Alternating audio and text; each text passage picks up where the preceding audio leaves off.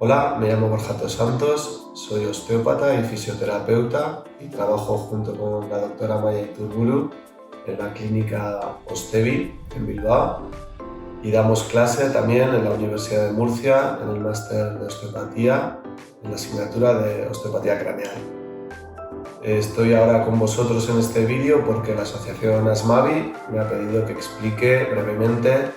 qué hacemos desde el abordaje osteopático en los casos en los que un paciente presenta asma o el asma es el motivo de consulta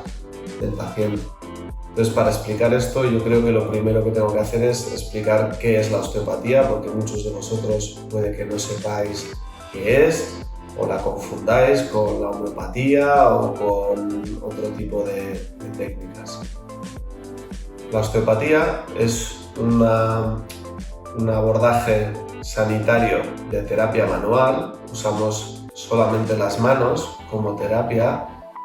y se basa en el fundamento de recuperar la movilidad de todos los tejidos del cuerpo.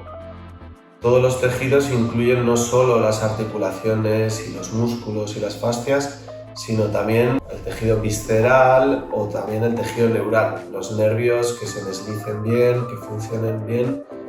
y buscando siempre, gracias a esta recuperación del movimiento de los tejidos que fallan, recuperar el equilibrio en el paciente. Gracias a esta recuperación del equilibrio en nuestra terapia, y lo que nos puede diferenciar de igual otros abordajes como la fisioterapia, es que nosotros vamos a intentar buscar siempre la causa, el origen que provoca el síntoma final. Entonces, con un mismo síntoma, como puede ser, por ejemplo, un dolor cervical, que en el caso del asma es bastante habitual, puede haber distintas causas que originen o causen este mismo síntoma. En un paciente, por ejemplo, puede ser un problema en la oclusión y en la boca, y en otro paciente puede ser que pisa mal debido a que se ha hecho un esguince en el pie, y el tratamiento será completamente diferente en un caso y en el otro. En lo que nos concierne, en el caso de los pacientes asmáticos, a pesar de que el tratamiento es siempre individualizado y por lo tanto el de un paciente asmático no va a ser exactamente ni a veces parecido al de otro paciente según sus circunstancias, sí que tienen una serie de similitudes y una serie de estructuras que hay que analizar sí o sí en todos los pacientes que tienen la patología del asma. Las estructuras que valoraremos siempre en el paciente asmático, una vez que hemos recuperado ya un equilibrio postural y digamos que el edificio ya está centrado y todo funciona lo mejor posible, van a ser las siguientes. Primero, el diafragma, ese gran músculo inspirador que tiene forma de cúpula y al contraerse desciende y hace que los pulmones se expandan hacia abajo. Ese músculo es el que más eficiente es a la hora de respirar y es el que tenemos que usar en una respiración normal en actividades cotidianas que no suponen ningún esfuerzo.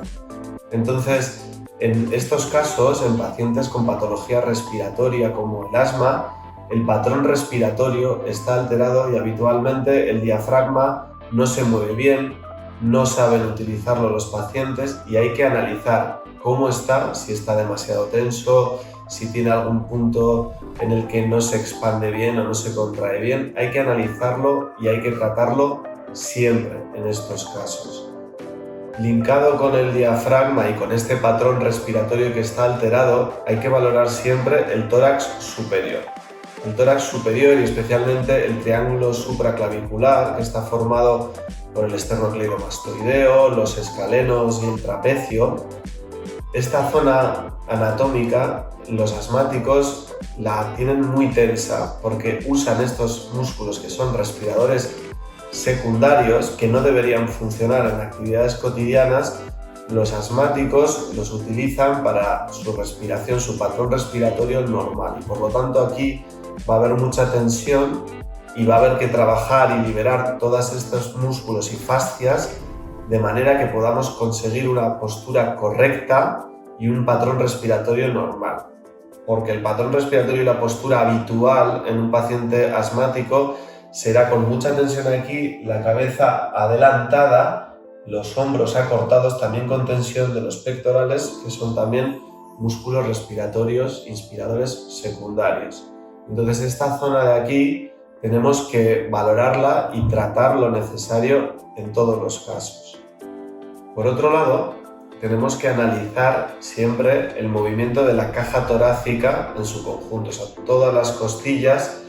individualmente y en su conjunto cómo se mueven, por si existe alguna disfunción en alguna de ellas. Una disfunción es cuando algo no funciona bien, entonces una costilla que su movimiento permite la expansión y contracción de los pulmones, una disfunción sería que la costilla no se mueva bien, tanto hacia arriba como hacia abajo, adelante, atrás. Entonces habría una disfunción en esta costilla y habría que tratarla, porque una disfunción que ha podido ser por un traumatismo o por una mala postura trabajando o durmiendo, pues te va a generar una alteración extra en el patrón respiratorio y una dificultad añadida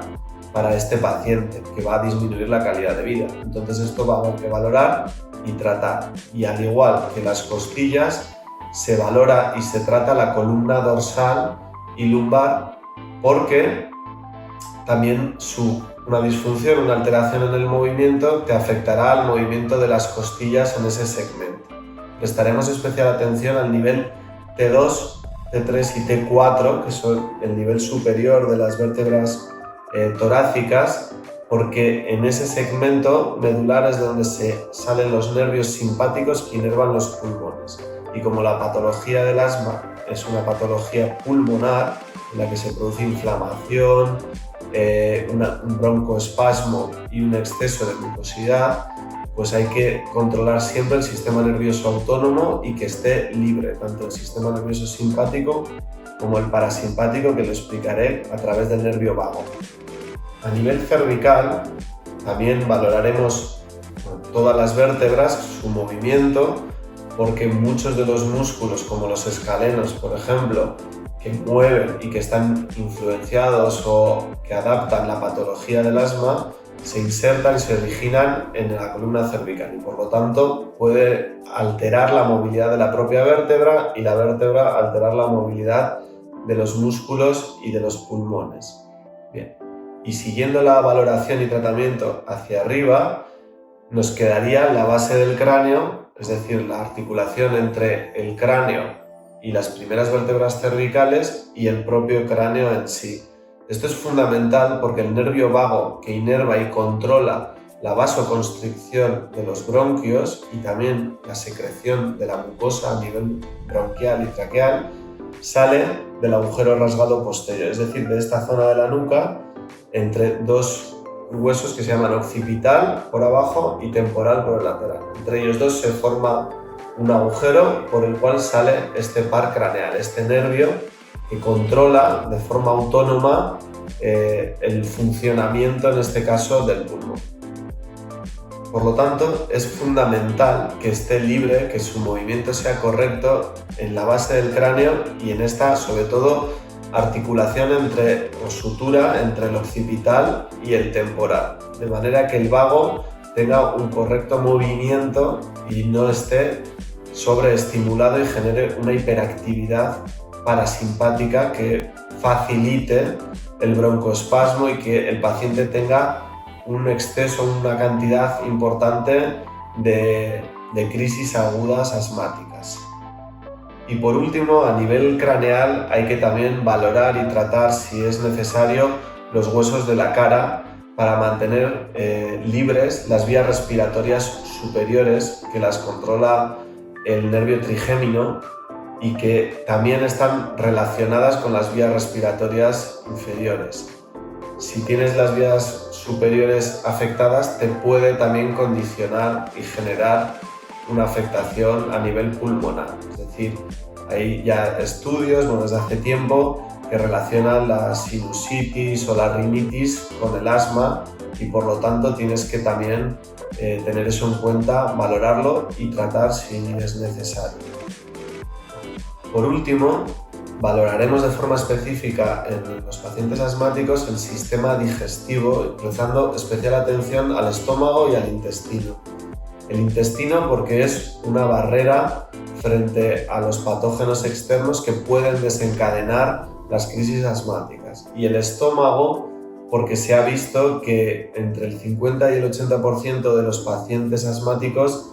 tienen también reflujo gastroesofágico, que mediante la acidificación del epitelio produce que los cilios, que son como unos bastoncitos que mueven el moco hacia afuera, no se muevan al mismo ritmo. Y por lo tanto, tener una hernia de hiato, tanto clínica como subclínica, un estómago alto que no baja bien y que hace que el ácido gástrico suba, pues puede también influenciar en la patología del asma. Teniendo todo esto en cuenta, ya podéis observar que aunque en la patología por la que acudáis sea el asma o bien venís por otro problema, me duele el cuello o me duelen las lumbares, y en la historia clínica se ve que tienes asma y que eso genera un patrón alterado de tu postura y de tu respiración, el tratamiento es muy específico y a veces alejado de los pulmones y la propia respiración, porque todo influye y todo está conectado. Entonces hay que tratar el todo, y para eso el osteópata es el profesional más preparado y más adecuado dentro de la sanidad.